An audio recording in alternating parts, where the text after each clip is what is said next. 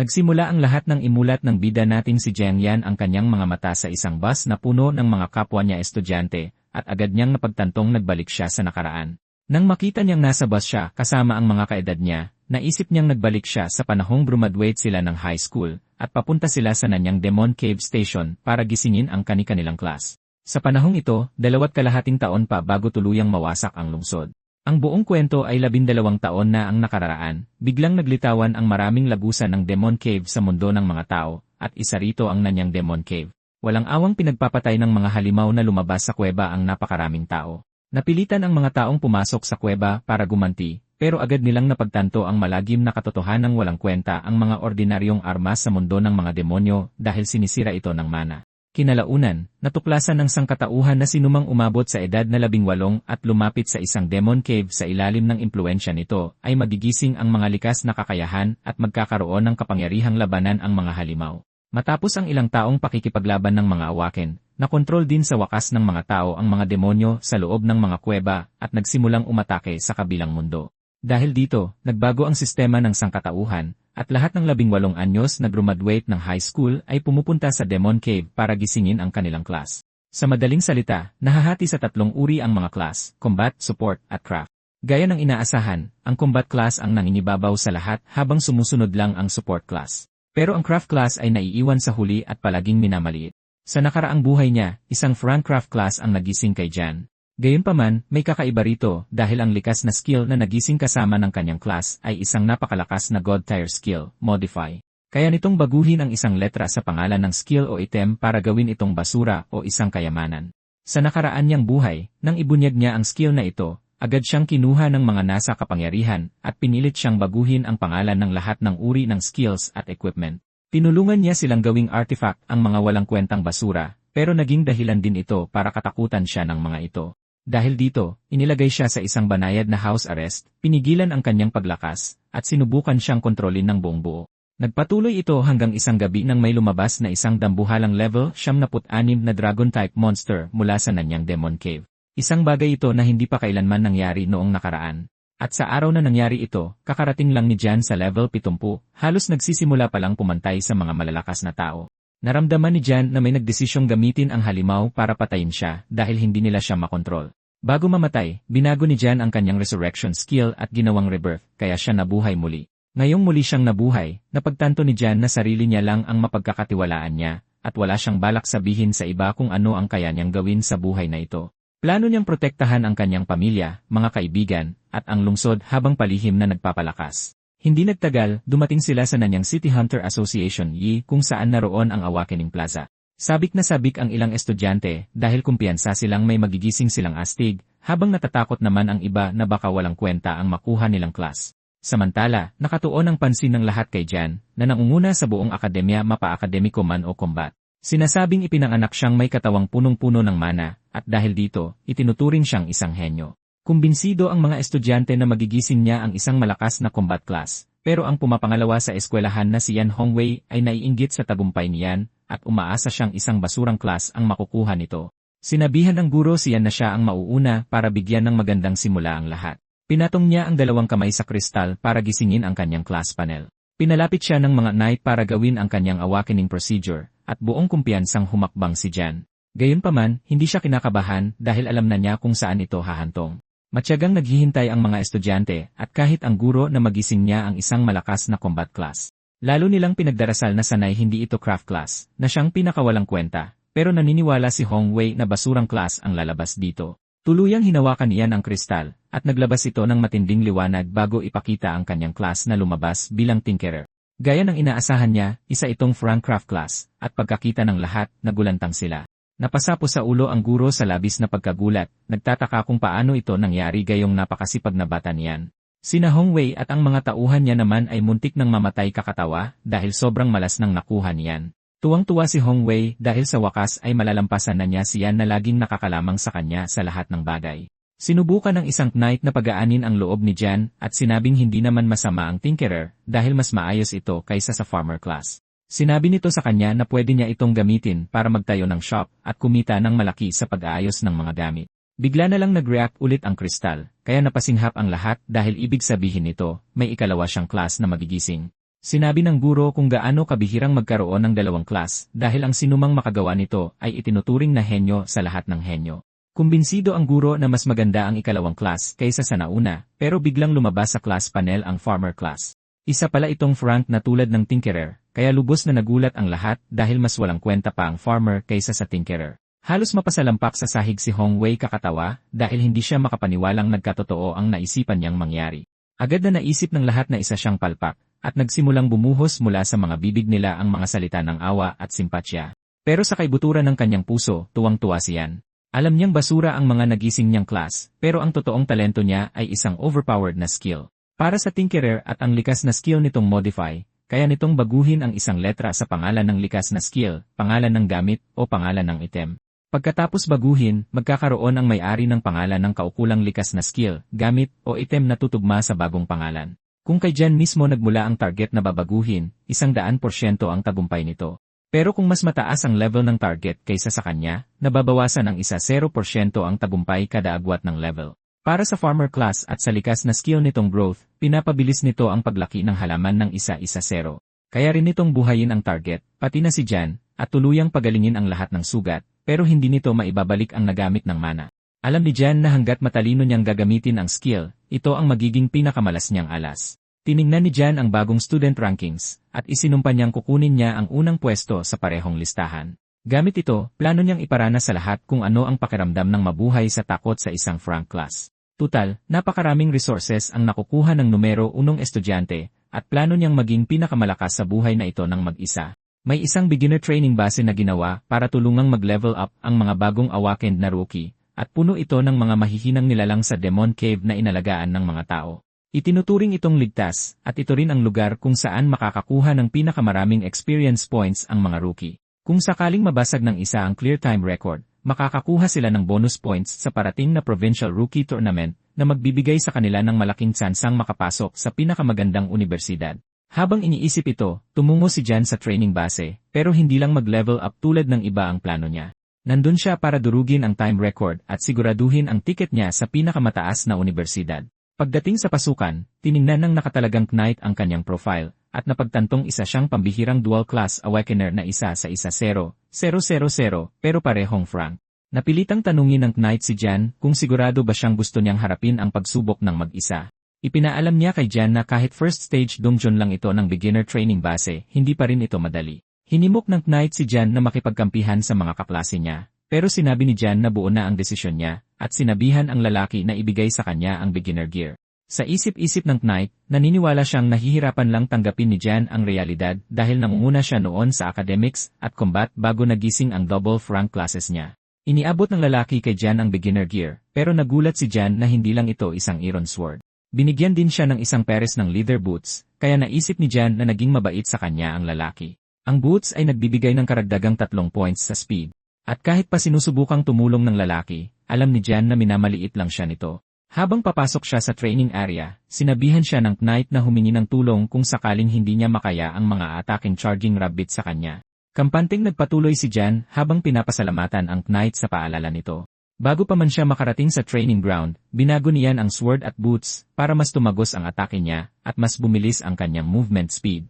Kahit pa kaya niyang gawing holy sword o demon sword ang armas, hindi niya ito pwedeng gawin sa training area dahil maraming kamera sa paligid. Naranasan na niyang magdusa sa pagpapakita ng talento niya noong nakaraang buhay niya at hinding-hindi na niya ulitin ang parehong pagkakamali. Alam niyang kahit gaano pa karaming pagbabago ang gawin niya sa isang level 1 gear, hindi pa rin ito magiging kasing lakas ng inaasahan. Gayunpaman, sa kasalukuyang estado niya, sapat na ito. Ayon sa mga naririnig, nahahati ang training base sa 3 bahagi, ang basic area, advanced area, at boss area. Pwedeng gawin ang normal combat training sa basic area, at kung mas mahirap ang gusto ng trainee, pwede nila subukan ang advanced area. Pero kung gusto nilang magtala ng clear time record, kailangan nilang makarating sa boss area at patayin ang isang boss rank na charging rabbit. Level 1 monster ang mga charging rabbit, at mayroon silang crystal shell sa ulo na ginagamit nila para makasugat kapag bumabangga sila. Sobra rin silang mabilis magalit at maging bayolente. Pumunta si Jan sa training base para umabot sa level 5 kaagad, pero para magawa ito, kailangan niyang makapatay ng hindi bababa sa 100 na charging rabbit. Mabilis na sumugod ang mga halimaw patungo sa kanya, Pero handang-handa na si Jan na labanan sila dahil pag-abot lang ng level 5 siya magiging kwalipikadong humarap sa susunod na yugto, na walang iba kundi ang Whirlwind Wolf Base. Isang bangungot ang lugar na yon para sa mga baguhan, pero isa itong perpektong lugar para sa pagpapalevel up ni Jan. Walang pag-aatubiling sumugod si Jan palapit sa mga kuneho, hinihiwa sila ng sunod-sunod. Habang walang kahirap-hirap niyang nilalampasan ang mga ito, naisip niyang baka umabot pa siya sa level 1-0 sa isang bagsakan. Pag-abot niya sa level 1-0, makaka-unlock siya ng isa pang skill na pwedeng makatulong para gumawa ng mga ultimate monster. Dahil dito, alam niyang mas lalo pa siyang lalakas. Habang nilalabanan ang mga halimaw, naalala niya na siguradong ginigising na rin ni Hong Wei ang class nito sa mga oras na ito, at alam niyang sa oras na magising ang kolokoy na yon, siguradong hahanapin siya nito para inisin. Gaya ng inaasahan niya, nakatungtong na sa platform si Hong Wei para gisingin ang class nito. At nagdasal si Hong Wei na makuha niya man lang ang class na mas mataas kay Yan para manalo na siya sa wakas. Kakaiba ang reaksyon ng Crystal, at nang magising na ang class niya, isa itong a rank combat class, ang Berserker.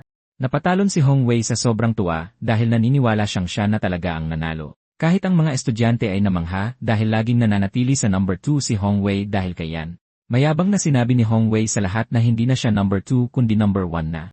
Sinasulsulan si Hong Wei ng kanyang mga alipores, pinupuri siya dahil nalampasan na niya si Yan na itinuturing nilang isang basura. Dahil hindi nila mahanap si Yan, naniniwala silang nagtago na ito sa kung saan matapos malamang nakapag-awaken si Hong Wei ng mas malakas na klase kaysa sa kanya. Sinabi sa kanya ng isa sa mga alipores ni Hong Wei na nakita niya si Yan na patungo sa base ng pagsasanay ng mga baguhan, at agad na iminungkahi ni Hong Wei na sundan nila ito dahil nakasisiguro siyang naghihirap doon si Yan ngayon. Umalis sila na nagkukunwaring gusto nilang pumunta para tulungan siya, ngunit alam ng guro na pupunta lang sila roon para pagtawanan si Yan. Nalulungkot ang guro dito dahil alam niya kung gaano palaging nagpupursige si Yan. Nakita niya itong nag-aaral hanggang madaling araw sa silid-aralan habang todo-todong pinapagod ang sarili pagdating sa labanan. Sa silid ng pagsasanay ng mana, kahit sagad na sagad ang setting ng sakit, hindi niya kailanman nakitang dumain si Yan. Hindi maintindihan ng guro kung paanong ang isang tulad niyan na labis na naghirap ay mag-aawaken lang ng mga pinakawalang silbing frank na klase. Gayunpaman, may isa pang estudyanteng may purple na buhok sa madla ang naniniwala kay Yan at hindi iniisip na ang pag-awaken ng mga frank na klase ay magpapabagal sa kanya. Ang estudyanteng ito ay si Wang Qingfeng at siya rin ay karibal ni Yan. Nasa ikalawang pwesto siya sa buong paaralan sa parehong akademika at pakikipaglaban, pumapangalawa lamang kay Yan. Noong finals ng kanilang unang taon, humanga si Qingfeng sa determinasyon ni Yan sa entablado. Dahil nagpaplano si Hong Wei na gumawa ng gulo para kay Yan, nagpa siya si Qingfeng na manood din dahil gusto niyang siya lang ang may karapatang inisin si Yan. Pinaplano niyang bugbugin si Hong Wei kung susubukan nitong saktan si Yan. Samantala, sa base ng pagsasanay, tuluyan nang nakapatay si Yan ng mahigit 100 charging rabbit. At kahit may karanasan na siya, nagdudulot pa rin ito ng matinding pagod sa mahina niyang katawan. Kahit pa ganoon, hindi siya nag-aalala dahil ang natitira na lang gawin ay patayin ang Rabbit King.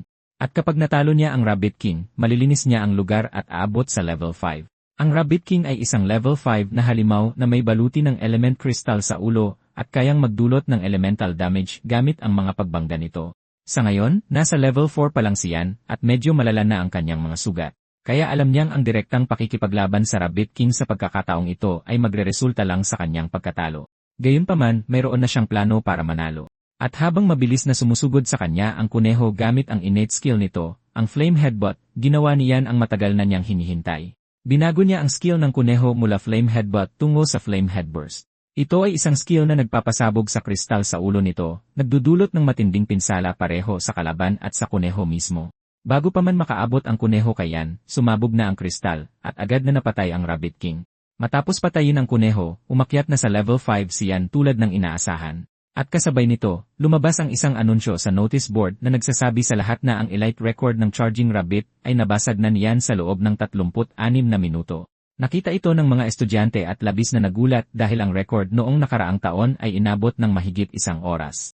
Ayaw itong paniwalaan ni Hong Wei at inisip niyang nandaya lang si Yan. Nagpa siyang sundan si Yan para ipagkalat sa lahat na isa lamang siyang peke. Dahil natalo na niya ang mga Charging Rabbit, napagtanto niya na oras na para lumipat sa susunod na yugto, ang base ng pagsasanay ng mga baguhan na mas malakas kaysa sa mga kuneho. Bago magpatuloy, siniguro niyang gamitin ang kanyang skill para pagalingin ang sarili.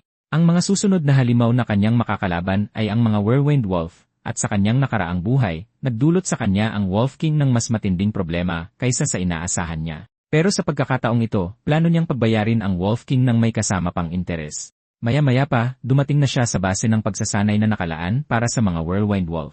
Sa basing ito, ang mga karaniwang lobo ay nasa level 6 hanggang 9, habang ang Wolf King naman ay umaabot sa level 1-0.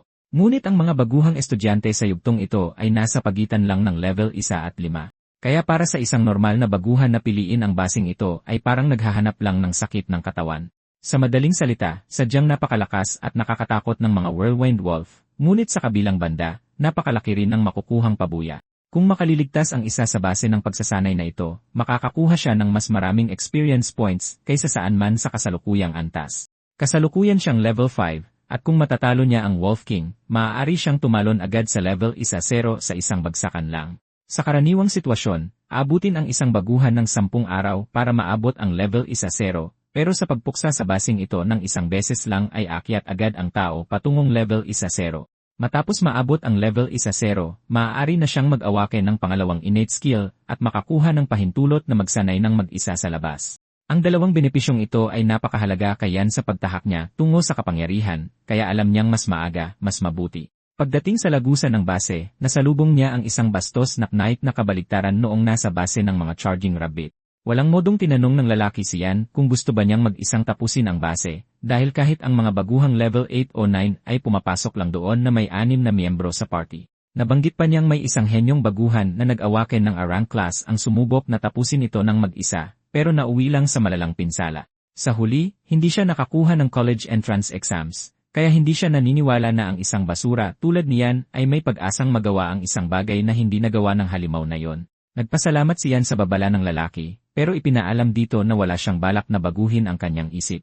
Gayunpaman, nilinaw ng knight kay Yan na hindi siya nagbibigay ng babala, dahil kung sabik na sabik siyang mamatay, malaya siyang gawin yon. Hindi na nagulat si Yan na minamaliit na naman siya, pero alam niyang hindi siya ang klase ng taong hihinto lang dahil may kung sinong nang hamak sa kanya. May kumpiyansang pumasok si Yan sa base ng pagsasanay at mabilis na sumugod patungo sa mga lobo. Tumayo ang knight sa balkonahe upang manood, at nagulat siya nang makitang sumusugod si Yan sa mga lobo. Naniniwala siyang isang mangmang na tanga lang si Yan na ididiretso ang sarili sa kamatayan. Gayunpaman, mabilis niyang napagtanto na mali siya nang makita si Yan na kinakatay ang mga halimaw na parang wala lang. Tumulo ang pawis sa kanyang mukha sa labis na pagkagulat, dahil hindi pa man lang gumagamit si Yan ng mga innate skill nito, ngunit pinaglalaruan na niya ang mga halimaw. Kaya napatanong siya sa kanyang sarili kung isa nga ba talagang henyo si Yan. Hindi nagtagal, nakabuo siya ng isang malaking bunton mula sa mga bangkay ng mga halimaw. At sa puntong ito, tuluyan ng kumbinsido ang knight na napakalakas na halimaw pala talaga niyan. Naalala niya kung paano niya kinutya siyan noong papasok pa lang ito, kaya napagtanto niyang masamang ideya kung mananatili pa siya roon para harapin siyan. Sa kabilang banda, umupo siyan sa bunton ng mga bangkay upang magpahinga, at inamin niyang matindi ang hirap sa base ng pagsasanay dahil kung wala ang kanyang resurrection skill, paulit-ulit na sana siyang namatay. Sa puntong ito, umabot na siya sa level 9, ngunit matapos itong mangyari sa isang masakit na labanan kontra sa mga nakakabwisit na lobong halatang mas malakas sa mga kuneho. Kahit may resurrection skill, hindi pa rin nabawasan ang sakit mula sa kanyang mga sugat, ngunit hindi ito ikinabahala niyan. Alam niyang ang pagpapalit ng kanyang kapalaran ay laging may kaakibat na sakit. At dahil napatumba na niya ang kawan ng mga lobo, ang natitira na lang sa kanya ay ang hari ng mga lobo. Maya-maya pa, lumitaw sa di kalayuan ang Wolf King, isang level 1-0 na halimaw. Ito ay isang halimaw na may balahibong umaalinggaw sa elemento ng hangin, at mayroon din itong Wind Blade Claw skill. Matapos suriin ang mga skill ng lobo, napagtanto niyan na wala siyang masyadong espasyo para ma-modify ang mga ito. At kung pipilitin niyang baguhin ito, baka mas lalo lang niyang palalain ang sitwasyon. Nagsimula siyang magtaka kung ano ang dapat niyang gawin sa sitwasyong iyon. At sa huli, hinubad niya ang kanyang damit upang ipakita ang kanyang six-pack habang iginigiit na tatapusin niya ito sa paraang lalaki. Bukod sa mga skill na mayroon siya, alam niyang number 1 pa rin siya sa parehong akademika at labanan. Walang pag-aalinlangan na sumugod si Yan sa Wolf King na handang ipakita ang tunay niyang lakas. Sa kabilang banda, muntik nang hindi makalabas ng buhay sina Hong at ang kanyang mga alipors mula sa base ng mga charging rabbit. Muntik na silang mamatay kung hindi lang sila mabilis na humingi ng tulong. Pinagsabihan sila ng nakaduty na knight dahil sa paglipat nila sa advanced zone gayong pwede naman silang magsanay sa basic zone tulad ng iba. Sa kaibuturan, gigil na gigil si Hong Wei dahil kahit may party pa siya, hindi niya maabot ang boss zone, kaya nagtataka siya kung paanong na-clear ito niyan. Galit na sinuntok ni Hong Wei ang isa sa kanyang mga alipors dahil lubos siyang naniniwala na nandaya lang siyan. Tila hindi pa sapat ang kanilang pagdurusa, umilaw muli ang notice board at naglabas ng isa pang abiso, nagsasabi sa lahat na nalinis na niyan ang base ng mga Whirlwind Wolf sa loob lamang ng 58 minuto. Naiwang labis na nagulat ang mga alipors ni Hong Wei, ngunit lalo lang itong nagtulak kay Hong Wei para sa balak niyang gawin kay Yan. Pagkatapos ay sinabi niya sa kanyang mga alipores na oras na para pumunta sa base ng mga lobo, habang nagkukunwaring susuportahan nila si Yan. Pinaplano niyang sirain ang reputasyon ni Yan anuman ang mangyari. Balik sa base ng pagsasanay, naabot na sa wakas niyan ang inaasam niyang level 1-0, kung saan maaari na niyang iawaken ang kanyang pangalawang innate skill. Para sa bago niyang Tinkerer skill, nakakuha siya ng durability, habang nakuha naman niya ang plant grafting para sa farmer skill. Masaya siya na nakuha na rin niya ang plant grafting skill, at ginamit niya ang kanyang modification skill upang palitan ito tungong universal grafting. Ang universal grafting skill ay isang overpowered na kakayahan na lumilikha ng mga ultimate na contract beast, at nagagalak siya na sa wakas ay mapapasa kanya na ito. Ang universal grafting skill ay isang kakayahang kayang pagdugtungin ang genes ng dalawang magkaibang lahi, at random na lumilikha ng bagong lahi na maaaring maging mas mataas o mas mababa ang kalidad. Ang kasalukuyang tsansa niyang makalikha ng mas mataas na lahi ay 0%, pero habang tumataas ang level ng skill, dumarami rin ang bilang ng lahing kaya niyang pagdugtungin. Nagpapataas din ito ng kanyang tsansa na makalikha ng isang mas mataas na kalidad ng species. Kahit na may limitasyon ang kondisyon para sa pagdudugtong, hindi nag-aalala siyan dahil ito ang isa sa pinakamalakas na skill na matatagpuan. Sa madaling salita, ang mga halimaw na dati ng malalakas ay maaaring magkaroon ng mas matitindi pang kakayahan. Sa paghahalo ng dalawang A-rank na halimaw, may posibilidad na makalikha ng isang S-rank na halimaw. Sa paggamit ng Beast Tamer Skill Scroll para gumawa ng kontrata sa halimaw, magagawa itong gawin niyan na isang tapat na kasama sa labanan. Sa nakaraang buhay niya, naalala niyan kung paano ginamit ng mga mayayamang elite ang resulta ng kanyang kapangyarihan para sa kanilang sarili. Ngunit ngayon, plano niyang gamitin ang kapangyarihan na ito para lang sa kanyang sarili. Pagkatapos niya, napagtanto niyan na oras na para umalis, at labis siyang bumilib sa dami ng progreso na narating niya. Nagtagumpay pa siyang makakuha ng isang magic crystal na naibebenta sa napakataas na halaga. Dahil sa mababa nitong drop rate, ang paglalagay nito sa mga gamit ay nagdudulot ng makapangyarihang epekto. Ngunit ang mga kristal mula sa mga training ground ay pagmamay-ari ng asosasyon.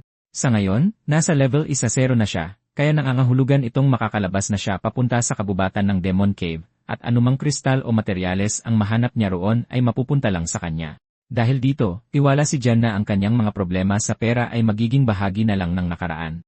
Bigla na lang, nakaramdam siya ng matinding kirot mula sa sugat ng kalmot sa kanyang dibdib.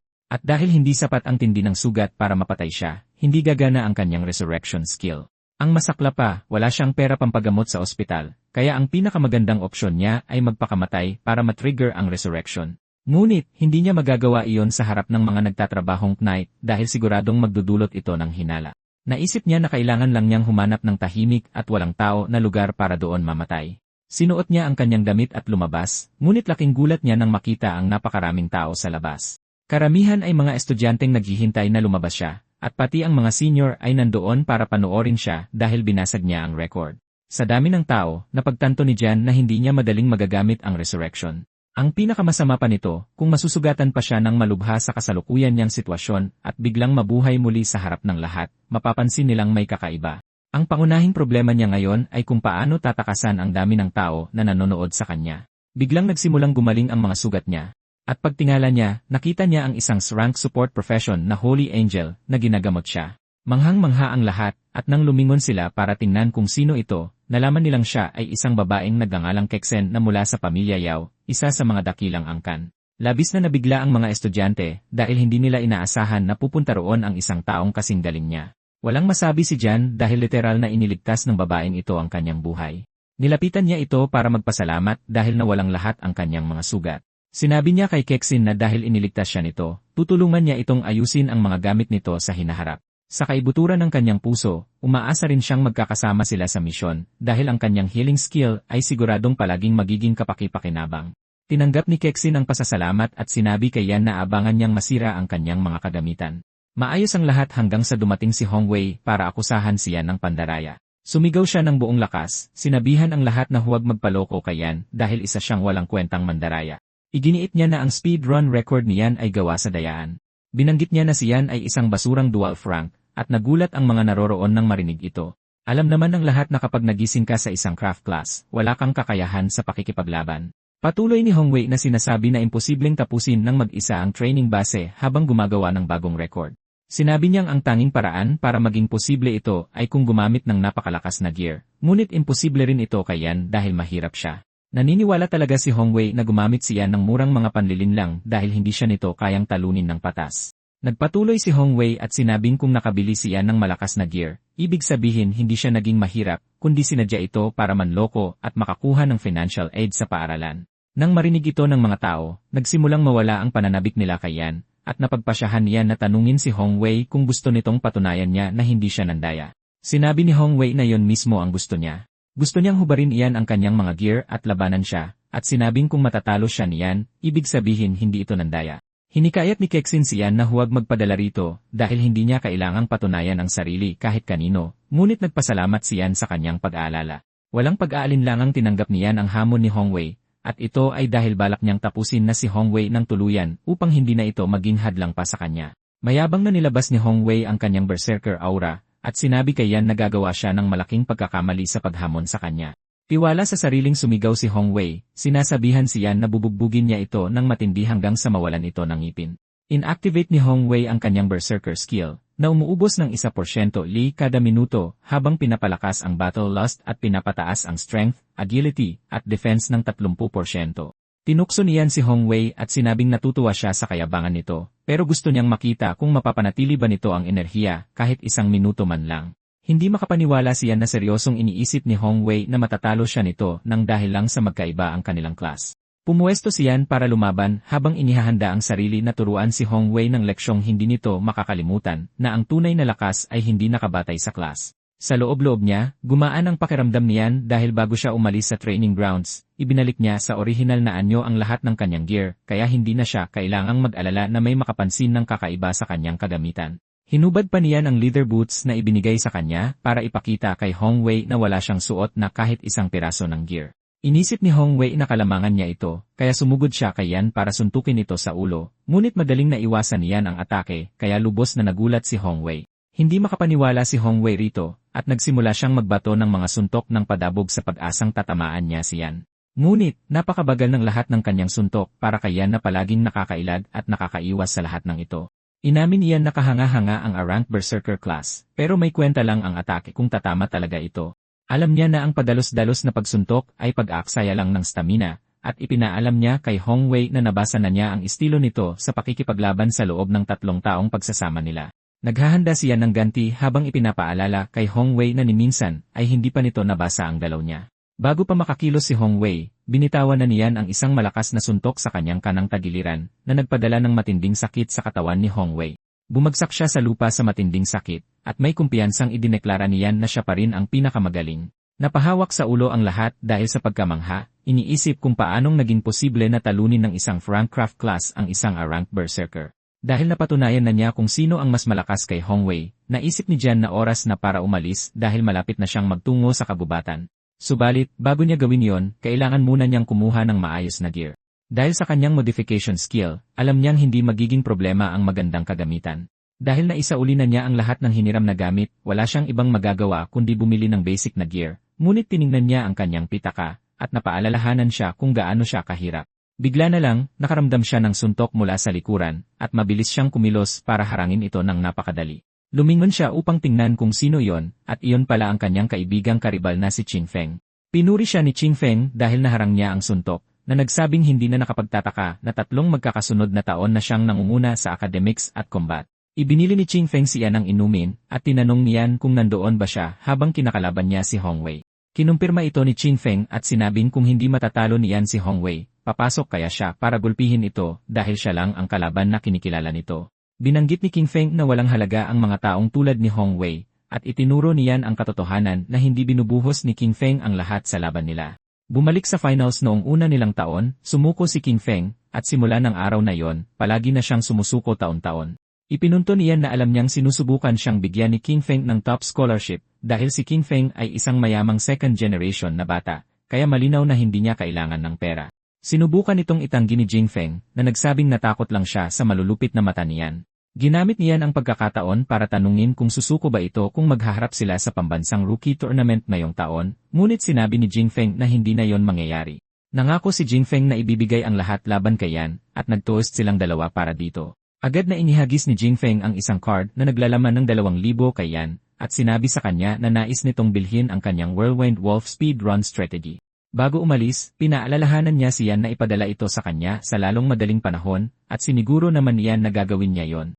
Huminga ng malalim si Yan sa ginhawa habang inaamin na may utang na loob siya kay King Feng dito, at nangakong babayaran niya yon. Ngayong mayroon na siyang 2,000 na pwedeng gastusin, plano niyang maglibot sa mga tindahan, at iniisip niya kung anong mga kayamanan ang makikita niya. Pagkaraan ng ilang sandali, nakarating si Yan sa pinakamurang tindahan sa black market na alam niya. Ngunit, hindi niya inaasahang makahanap ng anumang pambihira dahil puro basic lang ang ibinebenta roon. Gayunpaman, hindi iyon nangangahulugan na wala.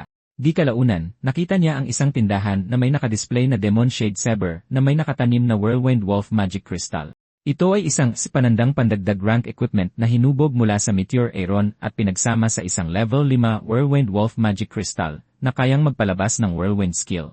Sinabi ng tindero kay Jan na maibebenta lang niya ito sa halagang 18,000 dahil kung nasa pinakamataas na tibay ang espada, aabot sana ito ng hindi bababa sa 25,000. Hindi na nagulat si Jan dahil inaasahan na niyang mahal iyon, at lumingon siya sa parang basic na espada para tanungin kung magkano ito ibinebenta. Sinabi ng tindero na ang halaga ng espada ay 1,500. Ang espada ay ang Azure Steel Sword, isang E-rank sword na hinubog mula sa ordinaryong Azure Steel. Nagpasya si Jan na makipagkasundo sa tindero at tinanong kung ibibigay ba nito ang Azure Steel Sword kung ayusin niya ang Demon Shade Saber para sa kanya. Agad na nagkaroon ng interes ang tindero rito, at tinanong si Jan kung kaya ba talaga niya itong gawin.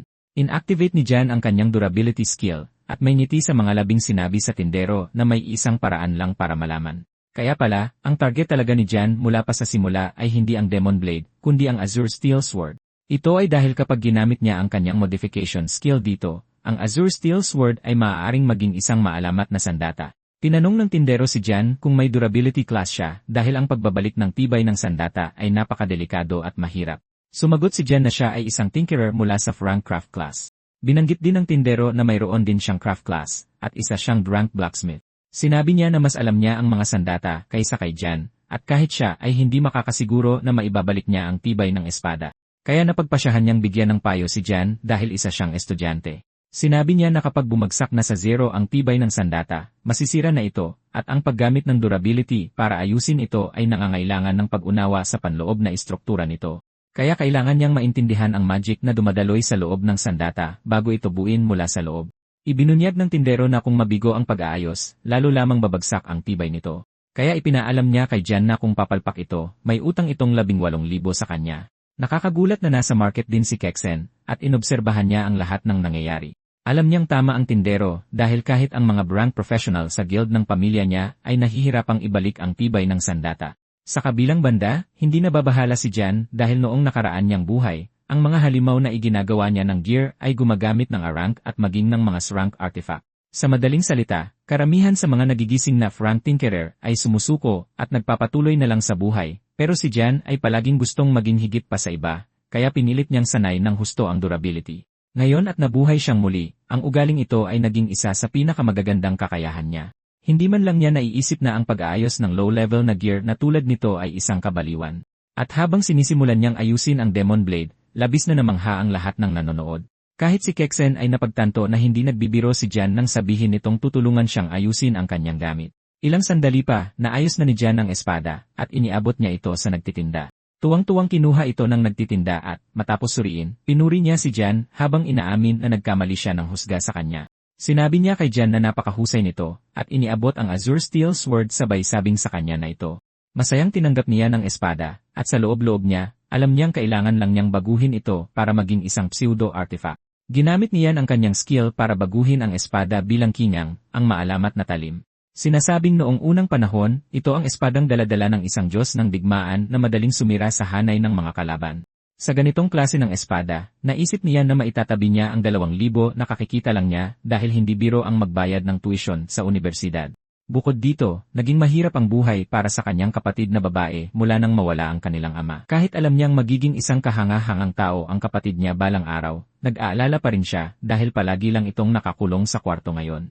Kaya naman nagpaplano siyang magtabi ng panggastos para sa kapatid bago siya pumasok sa kolehiyo. Paalis na sana si Jan nang may marinig siyang pamilyar na boses sa likod niya na nagtatanong kung pwede ba siyang upahan. Lumingon siya at nakitang si Kexen yon na nagsabing handa siyang magbayad ng 50,000 kung papayag siya. Sinabi niya kay Jan na ang kailangan lang niya ay tulungan siyang makaabot sa level 1-0. Kasalukuyan siyang nasa level 3 pa lang at sinabi sa kanya ni Jan na malaya siyang upahan siya. Natuwa si Kexen nang marinig ito pero mas nagpapasalamat si Jan dahil literal na kumatok ang pera sa kanyang pintuan.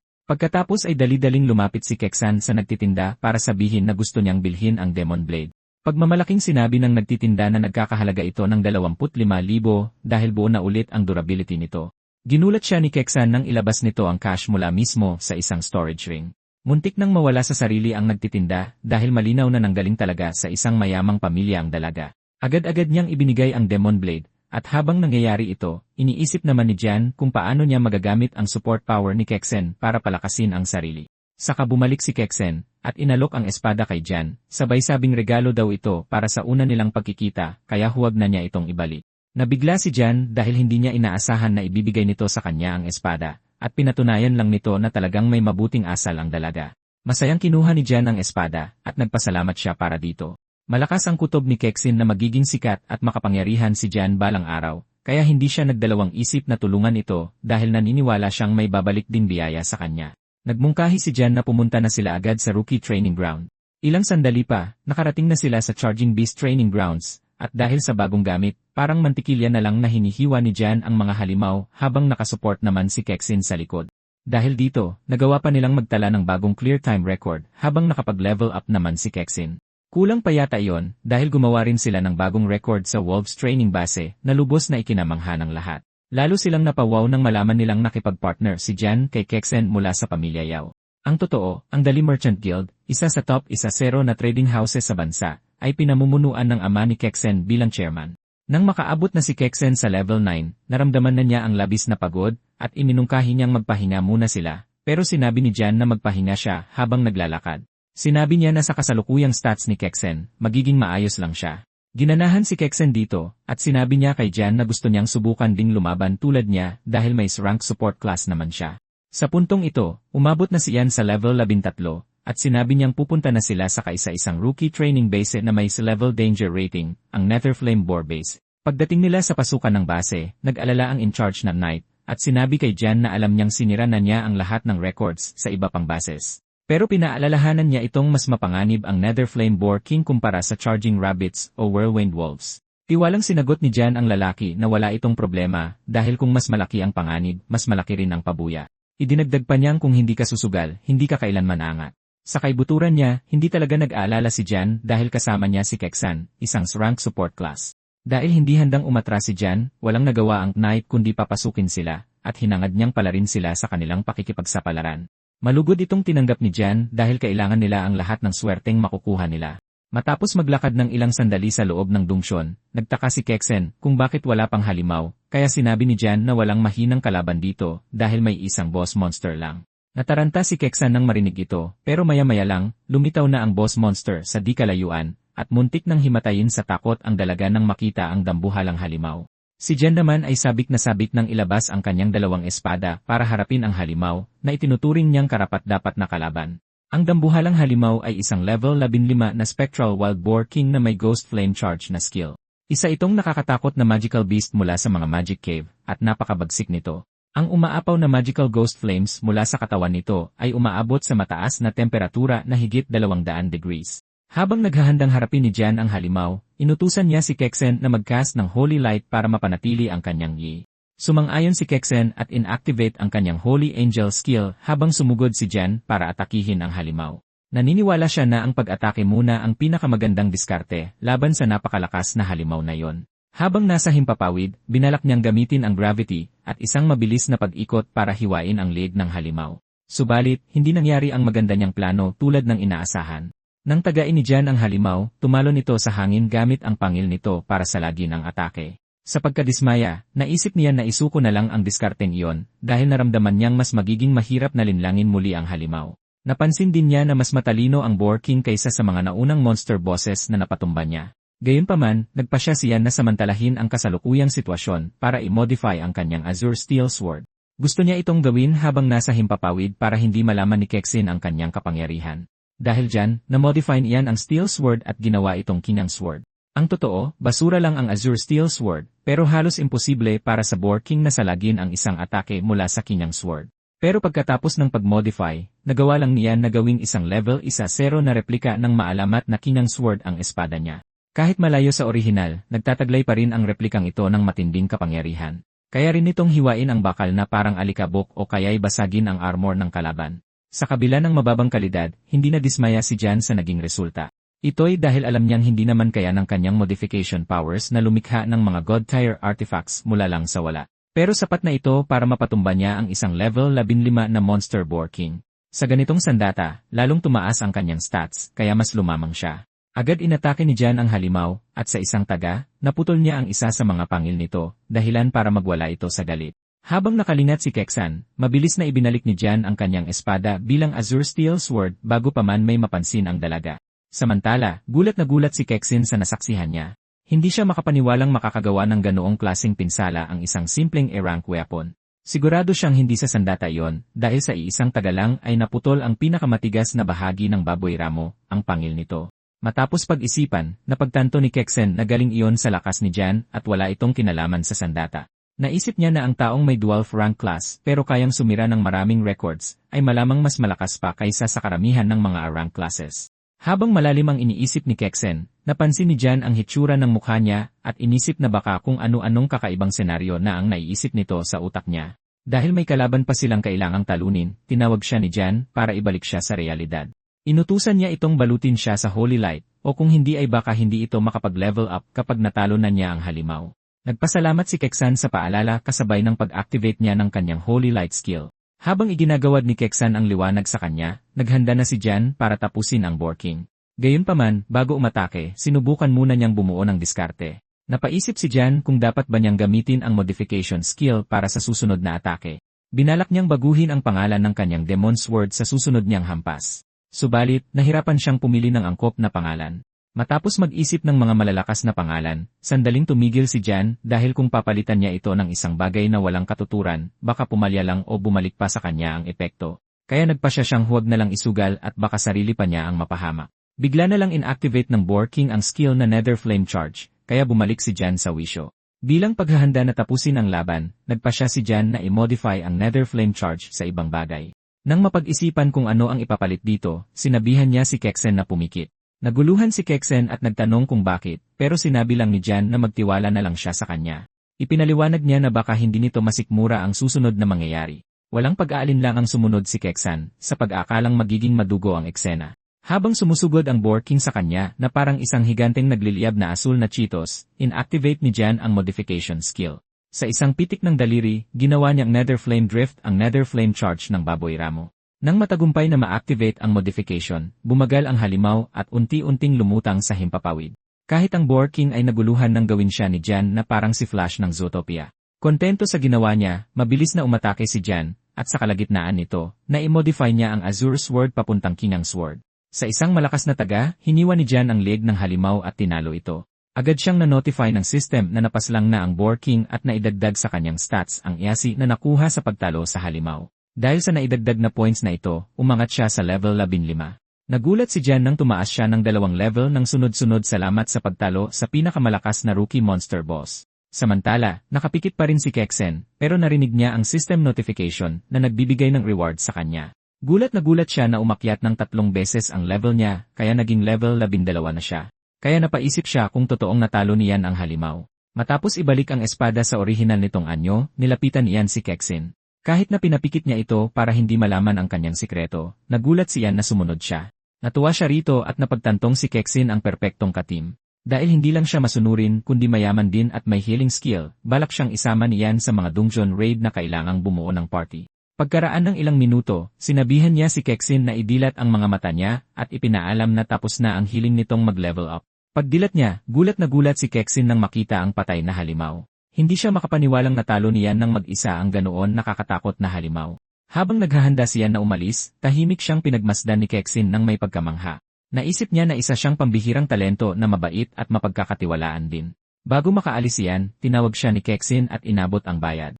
Binigyan din siya nito ng kaunting bonus bilang pasasalamat. Nanlaki ang mga mata niyan nang mapansin na isang storage ring ang bonus. Siyempre, malaking bagay ang mga storage ring dahil gawa ang mga ito sa crystals na may permanenteng special magic. Hindi alintana ng mga storage ring ang anumang pisikal na limitasyon at kaya nitong mag-imbak ng kahit ano. Kahit ang mga storage ring na may maliit na espasyo ay naibebenta ng daan-daang libo kaya napakahalaga ng mga ito. Dahil alam niyang napakamahal ng mga ito, tumanggi siya na tanggapin ito. Pero nagpumilit si Kexin dahil alam nitong mas kailangan ito niyan kaysa sa kanya dahil sa talento nito. Sinabi niya na tanggapin na lang ito dahil tinulungan naman siya niyan na makakuha ng 2 pang level higit sa napag-usapan nila. Alam niya na tama si Kexin dahil plano niyang magtungo sa kabubatan para sa kanyang solo leveling mission at tiyak na magagamit niya ang storage ring para sa lahat ng loot niya. Matapos itong pag-isipan saglit, nagdesisyon siyang tanggapin ang regalo ni Kexin. Bilang kapalit, nag-alok siyang tutulungan siya sa anumang hiling nito basta hindi ito labag sa kanyang prinsipyo. Pagkatapos magkasundo sa mga kondisyon nila, nagpa siya sina Kexin at yan na umalis na. Samantala, sa labas, usap-usapan ng mga tao ang mga freshman ranking. Nagulat ang lahat na magkakalapit lang ang mga level ng iba't ibang contenders. Dahil ito sa dami ng mga talento sa Nanyang City ngayong taon. Ayon sa mga bali-balita, maraming rank at A-rank combat classes sa lungsod ngayong taon, lalo na sa Nanyang 7th High, kung saan may usap-usapan na 3 rank combat classes ang nag-awaken. Ilang sandali pa, nakisali na rin si Nayan at Kexin sa mga tao para tingnan ang mga ranking. Kahit na number 1 pa rin si Yan sa ranking, alam niyang malamang mahabol din siya ng iba. Ito ay dahil ang 3 taong nasa likod niya ay nag-awaken ng mga top-tier combat classes. Ang isa sa kanila ay si Li Yufeng, isang top student sa academics at combat mula sa Nanyang 3rd High. Nag-awaken si Li Yufeng bilang isang rank sword saint at walang kapantay pagdating sa close combat. Ang isa pang henyo ay si Zhang Hong, na number 1 sa martial arts sa Nanyang 9th High. Nag-awaken siya bilang isang A-rank Blazing Fist Master na may nakakatakot na offensive power. Ang pangatlo ay si Lu Yuan, isang rank Gale Assassin na may Elemental High Agility Close Combat Class. Bihasa rin siya sa pananambang. Sa nakaraang buhay niyan, ang lahat ng magagaling na henyong ito ay nagkaroon ng maningning na karera. Sa buhay na ito, gusto silang higitan iyan at tumayo sa rurok ng top 100 ng Nanyang City. Para magawa ito, balang araw ay magiging kalaban niya ang mga natatanging talentong ito. Gayunpaman, nasasabik siyan sa araw na makaharap niya sila para sa unang pwesto. Pero sa ngayon, balak niyang umuwi muna at pagtuunan ng pansin ang kanyang kapatid na si Yao. Sa kanyang nakaraang buhay, sa pilitang inilayo siyan sa kanyang tahanan at ginamit na parang isang kasangkapan ng mga makapangyarihan. Kailangang lumaking mag-isa ng kanyang kapatid at hindi na niya ito nakita pang muli. Ngayong nabigyan na siya ng pangalawang pagkakataon sa buhay, isinusumpa niya na babawi siya sa mga pagsisisi sa kanyang nakaraang buhay. Maya-maya pa, nagpaalam na siya kay Kexin, at sinabihan siya nitong isama siya sa susunod niyang Dongjunron. Hindi nagtagal, dumating siyan sa lugar na itinuring niyang tahanan dati. Matapos siyang kunin sa kanyang nakaraang buhay, hindi na siya nakabalik sa kanila. Nakakarinig lang siya ng mga balita tungkol sa kanyang kapatid na si Yao mula sa ibang tao. Kahit hindi na sila muling nagkita, nag-awaken ang kapatid niya ng malakas na A-rank combat class. Pero sa ngayon, si Yao ay nananatiling tahimik at kulong sa sarili na nakilala niya. Pagpasok sa bahay, binati ni Yao ang kanyang kuya at inalok siyang kumain. Si Yao ay isang 15 anyos at mahiyain na 9th grader na naging malungkutin mula nang mamatay ang kanilang mga magulang sa Demon Cave. 3 taon na ang nakalipas, buhay pa ang mga magulang nila at hindi ganito si Yao. Masiyahin siya at mas masaya kaysa ngayon. Pero matinding nakaapekto sa kanya ang pagkamatay ng kanilang mga magulang sa Demon Cave kaya siya naging malungkutin. Habang kumakain, biglang inanunsyo ni Yao na balak niyang huminto sa pag-aaral. Nagulat siya nang marinig ito kaya tinanong niya kung bakit. Dahil alam niyang top student ang kapatid, hindi niya maintindihan kung bakit gusto nitong huminto. Ipinaalala sa kanya niyan na malapit na ang high school entrance exams, at sa mga marka niya, hindi na niya dapat naiisip na huminto. Ipinaliwanag ni Yao na dahil hindi naman daw siya kasing galing ni kuya yan niya. Inamin niya na nakita niya ang matataas na score nito sa city rankings. Pinuri niya siyan sa laging pagsusumikap nito at naniniwalang magiging sikat siya sa hinaharap. Naniniwala rin si Yao na tadhana ng kanyang kuya na protektahan ang mundong ito. Pero dahil sa pagiging mahiyain niya, walang kumpiyansa si Yao sa sarili niyang abilidad kahit na mataas ang marka niya sa combat at academics. Sinabi niya kay Yan na balak niyang magsimulang magtrabaho para makatulong sa gastusin nila sa araw-araw. Sa kabila ng kanyang paliwanag, hindi naniniwala si Yan sa palusot nito para huminto sa pag-aaral. Pagkatapos, tinanong niya kung ano ba talaga ang tunay na dahilan sa likod ng biglaang desisyon nito. Bago pa makasagot si Yao, basta na lang pumasok sa loob ng bahay nila ang isang lalaki na nagngangalang Tito Kwan. Dahil naramdaman ang tensyon sa kwarto, nag-alangan siyang pumasok.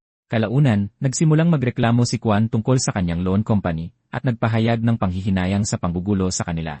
Sa katunayan, si Kwan ang may-ari ng Akuan Emergency Microloan Company. Sa nakalipas na 2 taon, laging humihiram ng pera sina Yan at Yao sa kumpanya ni Kwan para sa pang-araw-araw na gastusin. Nang tingnan ang ekspresyon ni Yao, napagtanto niyan na malamang pumunta na si Kwan sa bahay kanina. Napag-isip-isip niya na malamang ito ang tunay na dahilan kung bakit gustong huminto ni Yao sa pag-aaral. Naisip din niya na malamang ginagawa niya ito dahil nakita ang kanyang ranking at alam nitong gipit sila para masuportahan ang pag-aaral niya sa kolehiyo. Kaya mas pinili ni Yao na isantabi ang kanyang magandang kinabukasan kaysa maging pabigat kay Yan na nangangailangan ng maraming pera para sa kolehiyo. Kaya pinakwenta niyan kay Kwan kung magkano na ba lahat ang utang nila sa loob ng 2 taon. Sinabi ni Kwan na nasa 43,000 ang utang nila labas ang tubo. Pakiramdam niya ay nakokonsensya siya sa paniningil niya pero nasa alanganin din ang kumpanya niya. Dito na iniabot niyan kay Kwan ang bayad na 50,000 na nakuha niya kay Kexin. Sinabihan niya si Kwan na kunin na nito ang sobra bilang tubo para sa inutang nila. Nagulat si Kwan nang marinig ito, habang si Yao na may nagtataka kung saan nakuha ng kuya niya ang pera. Gusto itong ipaliwanag niyan para hindi na siya mag-alala, pero ayaw niya itong pag-usapan sa harap ng ibang tao. Dahil naramdaman ang intensyon niyan, agad na nagpaalam si Kwan at sinabihang tawagan na lang daw siya kapag kailangan nila ng tulong. Pagkaalis niya, nagtanong si Yao kung galing ba sa masama ang pera niyan. Pero tinapik niyan ang kanyang ulo at paniguradong malinis ang perang iyon. Sinabihan niya itong huwag nang mag-alala at tiniyak na magiging number 1 siya sa top 100 list ng lungsod. Ipinagmalaki rin iyan na magiging top scorer siya sa college entrance exam ng Nanyang City at makakatanggap ng 300,000 na premyo. Tapos ay sinabihan niya si Yao na huwag isuko ang pangarap nito nang dahil sa kanya. Nang marinig ito, napagtanto ni Yao na hindi na paniwala ng kaninang palusot niya ang kuya niya at alam na alam nito kung bakit gusto niyang huminto sa pag-aaral. Pagkatapos ay inabutan siya niya ng bank card na sinisiguro sa kanyang marami siyang paraan para kumita ng pera kahit na hindi pa niya nasisimulang gamitin ang mga ito. Sinabihan iyan si Yao na mag-aral at mag-ensayo ng mabuti dahil kapag nasa tuktok na siya, mapapabaling sa kanya ang pansin ng lahat. Ipinaliwanag niya na biglang tataas ang pressure sa kanya sa oras na tingnan siya ng mga tao bilang kapatid ng pinakamalakas, kaya kailangan niyang pagbutihin at maging pinakamalakas sa batch niya. Nang marinig ito, nagsimulang manginig si Yao bago na pahagulgol ng iyak at patakbong yumakap kay Yan. Isinumpa niyang hindi niya ipapahiya ang kanilang pamilya. Pinatahan siya niyan at nagpa siyang magsimula ng mag-grind ng mga level habang kumikita ng pera ng sabay. Dala ang hindi matitinag na determinasyon, isinumpa niyang kukunin ang top score spot sa Nanyang City. Para makamit ang mga pangarap niya, nagpa siya na lumabas sa mga human-controlled zones patungo sa Demon Cave. Dahil ito ang mga pinakamagandang lugar para mag-level up at isa na rito ang Poison Dragon Valley. Puno ng parehong panganib at oportunidad ang lugar na ito. Dahil sa dami ng mga halimaw rito, naniniwala si Jan na ito ang pinakamabilis na lugar para sa solo leveling. May bali-balita pa nga na may isang pambihirang dragon type na halimaw na nakatago sa kailaliman ng Poison Dragon Valley. Umaasa si Jan na mahanap ang halimaw na ito at makakuha ng isa sa mga itlog nito. Gamit ang itlog, magagamit na niya sa wakas ang kanyang universal grafting skill para gumawa ng isang malakas at tapat na halimaw. Sabik na sabik si Jan sa mga oportunidad sa Dragon Valley at umaasang makakuha ng mga magic crystal na maibebenta niya para sa madaliang pera.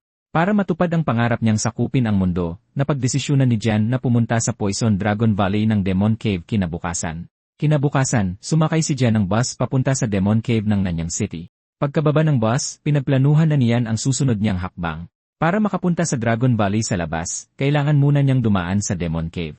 Naisip niyan na siguradong maraming tao roon sa ganitong oras. Konektado ang Demon Cave sa tunay na mundo, ang Nanyang City, sa pamamagitan ng isang daanan. At sa loob ng Demon Cave ay may isang kuta ng mga tao, isa sa mga pangunahing depensa ng sangkatauhan laban sa paglusob ng mga halimaw.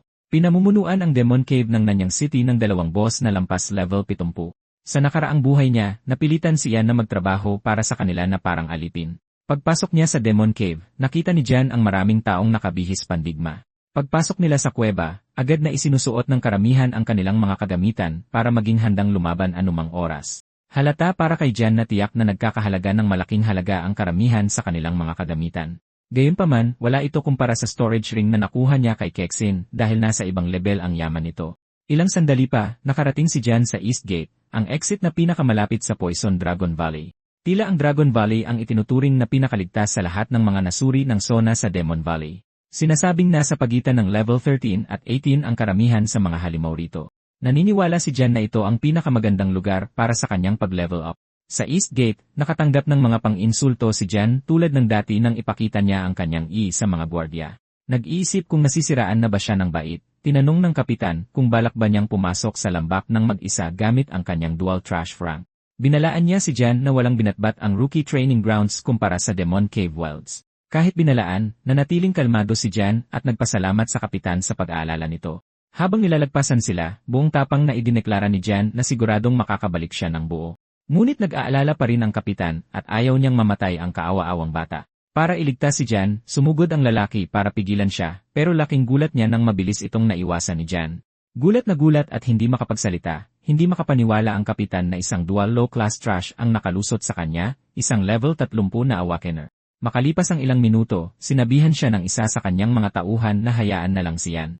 Ibinunyag din niya na si Jan din ang lalaking binaliwala ang kanyang klase at mag-isang bumasag ng maraming rookie record. Pinaalam din niya sa kapitan na si Jan ang number 1 sa parehong akademiko at labanan sa nanyang first high at isang nangungunang kandidato para maging top score na yung taon sa college entrance exams. Natigilan ang kapitan nang marinig ito at hindi makapaniwalang ganito kalakas ang isang dual frank na awakener. Para itong isang kwentong pambata sa kanya dahil kahit ang mga pinakamagagaling na awakener nitong mga nakaraang taon ay hindi nakagawa ng ganoon katinding mga galaw tulad ni Jan. Habang pinagtatalunan nila ang kanyang galing, pumasok na si Jan sa Poison Dragon Valley. Kahit puno ito ng oportunidad, balot ang lambak ng nakakalasong gas, kaya kailangan ng antidote pills para makaligtas. Kumuha si Jan ng pildoras mula sa kanyang storage ring para inumin. Ang problema ay 3 oras lang ang itinatagal ng mga pildoras na ito. Dahil hindi rin naman ito ganoon kamura, nagdesisyon si Jan na gawin ang lahat para masulit ito dahil wala pa rin siyang pera. Pagkain niya ng pildoras, 3 mababangis na level 13 poison wing lizards ang sumugod sa kanya.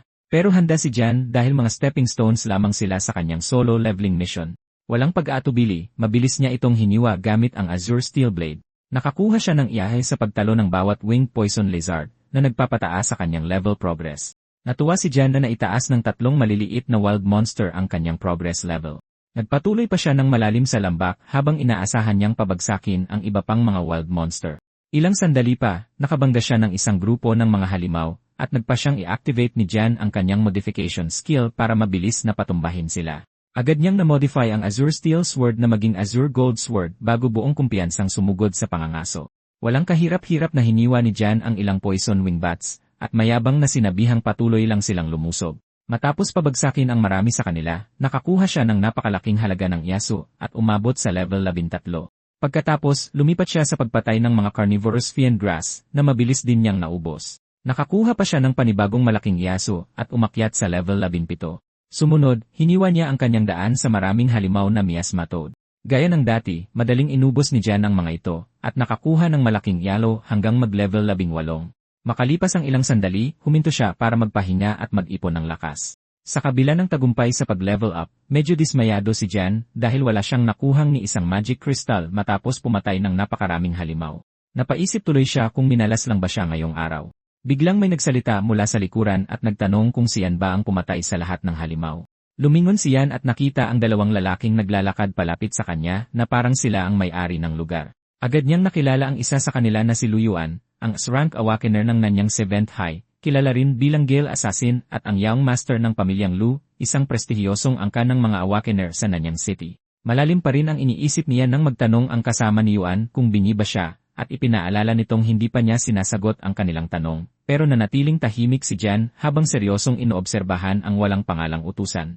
Pagkatapos ng maikling katahimikan, tumayo si Jan mula sa pagkakaupo at nagsalita na. Matapang siyang nagtanong kung ano ang gagawin ng utusan kapag tumanggi siyang sumagot.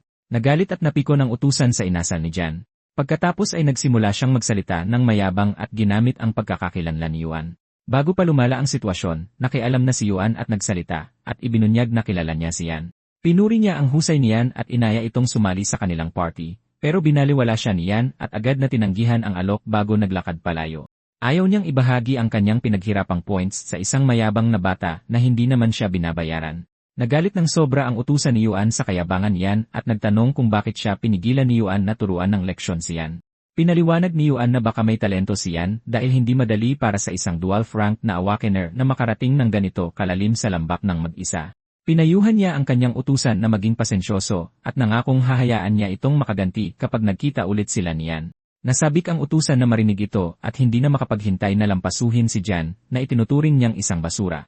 Samantala, itinuloy ni Jan ang kanyang pakikipagsapalaran sa kailaliman ng Poison Valley. Dahil isa na lang ang natitirang antidote pill niya, balak niyang pumatay pa ng ilang miasma toads at umabot sa level 11 bago tapusin ang araw. Gayunpaman, matapos maghanap ng kanyang mga susunod na target sa loob ng isang oras, wala siyang nahanap. Mas lalo siyang nadismaya dahil wala man lang siyang nakitang ni isang bihirang halimaw. Inaasahan niyang makakasalubong niya ang nababalitang pambihirang dragon type na halimaw. Sa kasamaang palad, wala siyang nakita kahit man lang katulad nito sa Poison Valley. Biglang may maitim na bagay na muntik nang tumama sa kanya, pero mabilis na nakaiwas si Jan at naiharang niya ang kanyang Azure Sword sa atake. Matapos iwasan ng atake, ang kakaibang bagay ay nanatiling nakamasidlang habang handa ng lumaban si Jan. Sinubukan niyang tukuyin kung ano ang nagtangkang mag-ambush sa kanya at namangha siya sa kakayahan nitong dumepensa. Kasunod noon, isang higanting palaka ang tumalon mula sa kabubatan, umuungol na parang isang galit na halimaw. Kilala ang higanting palaka bilang Miasma Toad King at isa itong level 20 na halimaw. Ang mga likas nitong kasanayan ay ang Mutated Toad Hide, Giant Tongibind, at Burst Poison Gland. Kahit na may nakakatakot na halimaw sa harap niya, mukhang mas nasasabik si Jan kaysa matakot na harapin ang boss class monster. Ang tanging iniisip lang niya ay makakakuha na rin siya sa wakas ng isang magic crystal. Biglang inilabas ng Toad King ang innate skill nito, ang Giant Tongibind, at ginamit ito para umatake kay Jan, pero walang kahirap-hirap na naiwasan ni Jan ang mga atake nito. Kahit na mabilis ang halimaw, alam na ni Jan kung paano ito haharapin. Sa isang pitik ng daliri, inactivate niya ang modification, at para labanan ang Giant Tongibind skill, na-modify ito ni Jan sa Giant Tongitangle. Nang umatake ulit ang halimaw, bumuhol ang sarili nitong higanting dila, dahilan para muntik ng masakal ang palaka. Habang nawala sa focus ang palaka, tumalon si Jan sa air, hawak ang Azure Sword at hinampas sa ulo ang halimaw. Sa kasamaang palad, walang naidulot na pinsala ang atake, at bago pa makagawa ng panibagong galaw si Jan, inactivate ng halimaw ang isa pang innate skill. Inilabas nito ang Mutated Toad Hide skill, pinapataas ang depensa nito sa pamamagitan ng pagiging hindi tinatabla ng balat nito. Dahil mas mataas ang level ng halimaw kaysa sa level ni Jan, agad na na-deactivate ang modification skill na inilagay rito at bumalik sa orihinal na anyo ang Tongibind skill ng halimaw. Hindi ganoon kasaya si Jan na pumalpak ang estratehiya niya sa sandaling ito, at napagtanto niyang ito ang pangunahing kahinaan ng paggamit ng modification sa isang kalaban. Sa madaling salita, ang paggamit ng skill na ito sa isang kalabang mas mataas ang level sa kanya ay nagpapabawas sa haba ng modification, at bukod pa rito, maaari din pumalpak agad ang kasanayan. Nang muling umatake papunta sa kanya ang dila ng halimaw, nanatiling kalmado si Jan habang naghahanda sa isang mapanganib na sugal para talunin ang ganito kalakas na kalaban. Napagpasyahan niyang i-modify ang Demon Blade, at habang hinuhugot niya ito mula sa kanyang storage ring, na-modify ito ni Jan, binabago ang talim na maging Demon False Sword, na tila nagtatawag ng demonyo para maging kaisa ng kanyang espada. Kapag na-modify na ang espada, ukitin ang mata ng Demon King sa espada sa ibabaw mismo ng hawakan. Biglang may boses na umalingaw mula sa espada na nagtatanong kung sino ang may lakas ng loob na tawagin siya. Lumalabas na nakatawag siya ng isang Demon King Sword, at ayon sa skill card, hindi alam ang stats nito. Pero dala ng espada ang maliit na bahagi ng kamalayan ng 7th Demon King na si Blood Spirit Shura. Ayon sa system notification, sobrang delikado ang paggamit ng espada, at hindi ito dapat pilitin. Nang mapagtantong nakatawag siya ng isang napakadelikadong bagay, nagpasya siya na mabilisang tapusin ang Miasma Toad Monster bago pa lumala ang sitwasyon. Ginamit niyan ang lahat ng kanyang natitirang lakas para iwas-iwas ito sa halimaw. Sa isang atake lang, malinis niyang nahati ang palaka, at tuluyan na itong natalo. Gayunpaman, inubos ng Demon King Sword ang lahat ng stamina niyan kaya siya bumagsak. Habang sinusubukan niyang humabol ng hininga, nag-umpisang magwala ang espada habang pilit nitong sinasaniban ang katawan niyan. Agad na sinubukan iyan na ibalik ito sa orihinal nitong anyo, pero sa kasamaang palad, ubos na talaga ang lakas niya. Dahil walang natirang lakas, hindi man lang niya magamit ang kanyang modification skill. At pagbagsak niya sa harap ng espada, nakita siya ng mata ni Shura. Galit na galit si Shura dahil humiram ng lakas niya ang isang hamak na tao at nagpa siyang pagbayarin siyan habang sinisimulang saniban ang kanyang katawan.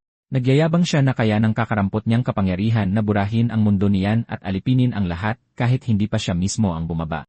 Ang hindi alam ni Shura ay handa na siyan para dito dahil hindi na ito ang unang beses na nangyari ito sa kanya. Matapos piliting tumayo, inilabas niya ang Azure Sword at bago pa matapos ni Shura ang kanyang pananakot, binasag na niya ang Demon E.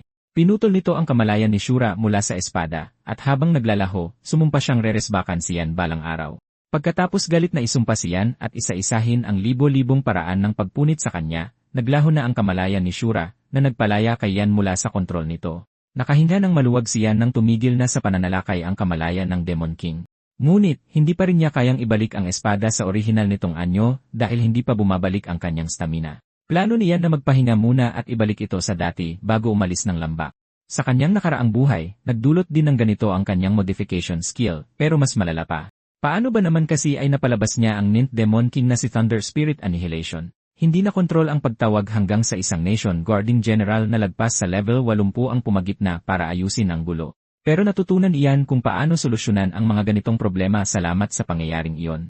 Sa madaling salita, ang paraan para pigilan ang Demon King Summon ay atakihin ang kanilang kamalayan na nakatali sa armas. Habang hinihintay bumalik ang kanyang stamina, nagsimulang mag-isip siyan kung saan nga ba nagmula ang mga nakakatakot na nilalang na ito. Nag-isip siya kung mga nilalang ba sila ng Demon Cave o galing ba sila sa mas nakakatakot pang mundo. Pagkabalik ng kanyang lakas, ibinalik niya ang Demon King's Sword sa dati at napagdesisyunang kunin ang mga nakuha niya sa laban. Paglapit niya sa Toad King, umasa siya na sana ay may nakabaon na Magic Crystal drop dito. At gaya ng inaasahan niya, isang level 20 boss Magic Crystal ang lumitaw mula sa bangkay ng Miasma Toad King. Ayon sa balita, ang presyo nito sa merkado ay nasa 100,000 man lang, at sabik na siyan para sa una niyang malaking pera. Matapos makuha ang kristal, nilagay din niya ang bangkay ng palaka, pati na rin ang lahat ng halimaw na napatay niya sa kanyang storage ring. Dahil ito ay itinuturing na mga top-grade materials, maaari niya rin itong ibenta para sa kaunting dagdag kita.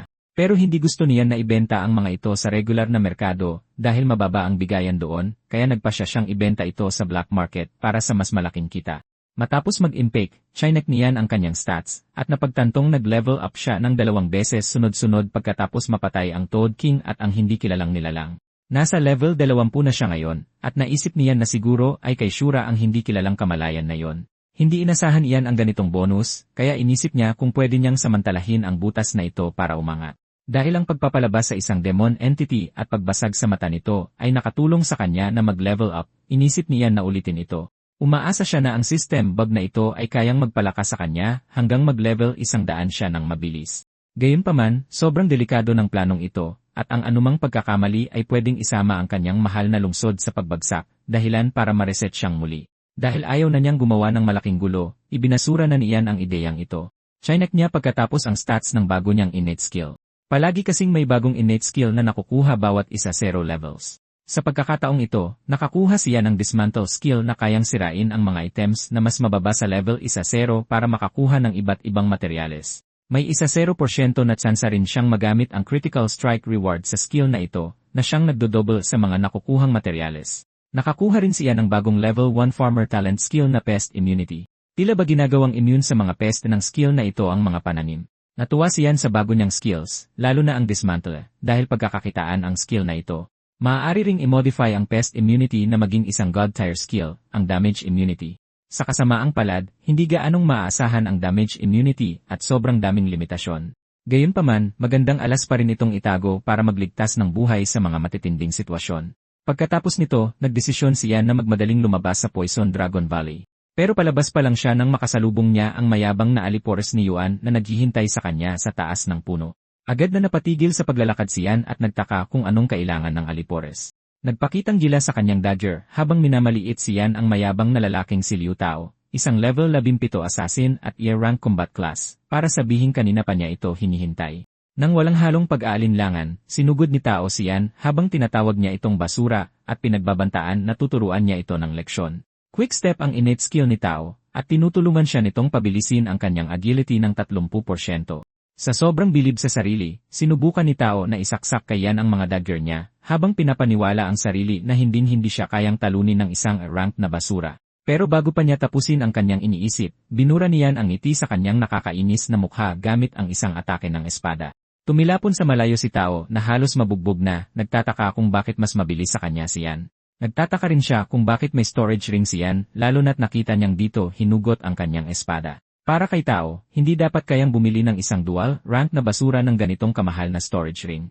Kalmadong pinanood niyan ang kaawa-awang alipores na nag-akalang kaya siyang pantayan. Hindi niya maintindihan kung bakit naiisip nila na ang pagkakaroon ng combat class ay gumagawa sa kanilang walang talo. Pero para kay Yan, naniniwala siyang mas nakaapekto sa lakas ang personal na ensayo, pagtaas ng stats, combat sense, at ang agwat sa level. At sa kung gaano kabilis bumagsak si Tao, alam niya na isa lang basurang maituturing ang lalaking ito kung ikukumpara sa kanya. Ngunit, napansin niyang magiging mabigat na kalaban si Yuan. Pagkatapos noon, mabilis na lumabas mula sa dilim si Yuan pero nakita siya ni Yan at nanatiling kalmado lang ito. Habang inaatake siya ni Yuan, sinalag ito ni Yan at pinuri naman ni Yuan ang kanyang Azure Gold Sword. Pinuri rin iyan ang saber ni Yuan bago pa man sila lumayo ng bahagya mula sa labanan. Matapos ito, hinamon ni Yuan si Yan sa isang duelo para makita kung ano nga bang mayroon sa kanya. Dahil hindi naniniwala si Yuan na siya ang nararapat para sa top spot, nagdesisyon si Yan na itaas pa ang kanilang kasunduan. Sinabi niya kay Yuan na isugal ang kanyang saber, at kung sino man ang manalo, kanya na ang armas ng matatalo. Pumayag agad si Yuan sa kasunduan ng walang pag-aalinlangan at agad na sinugod si Yan sa buong bilis niya. Maliwanag na Gale Stride ang innate skill ni Yuan na isang malakas na tulak ng hangin. Ginagamit ng skill na ito ang lakas ng hangin para pabilisin ang agility ng 80%. Habang papasugod sa kanya si Yuan, kalmado lang si Yan na parang nag-enjoy pa sa buong pangyayari. Masaya niyang idineklara na nasasabik siyang kunin ang saber ni Yuan, at hindi mapigilan iyan na asamin na makakakuha na naman siya ng isa pang libreng kita sa bago niyang biktima.